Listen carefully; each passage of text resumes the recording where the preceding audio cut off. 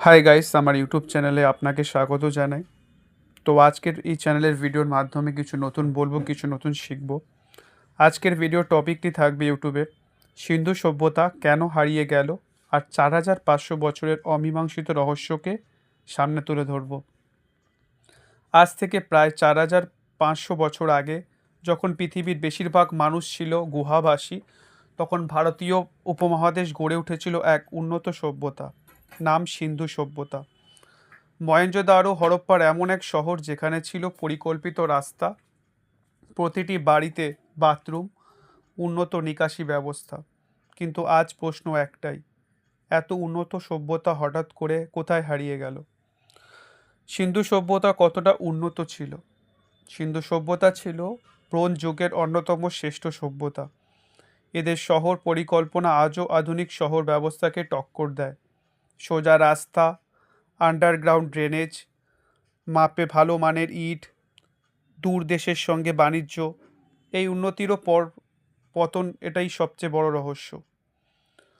তত্ত্ব এক: ভয়াবহ বন্যা ও প্রাকৃতিক দুর্যোগ।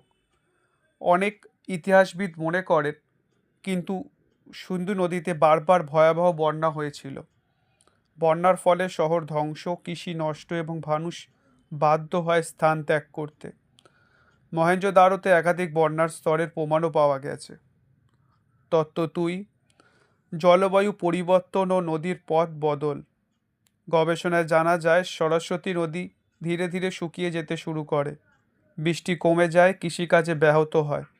জলবায়ু পরিবর্তনের ফলে সভ্যতায় অর্থনৈতিক ভিত্তি ভেঙে পড়ে। তত্ত্ব তিন: রোগ ও মহামারী।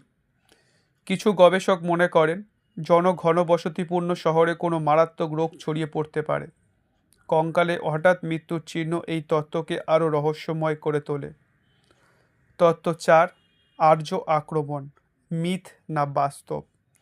আগে ধারণা ছিল আর্যরা আক্রমণ করে সিন্ধু সভ্যতা ধ্বংস করেছিল, কিন্তু আধুনিক প্রত্নতাত্ত্বিক বিদ্যায় গবেষণায় বড় যুদ্ধ বা গণহত্যার প্রমাণ পাওয়া যায়নি।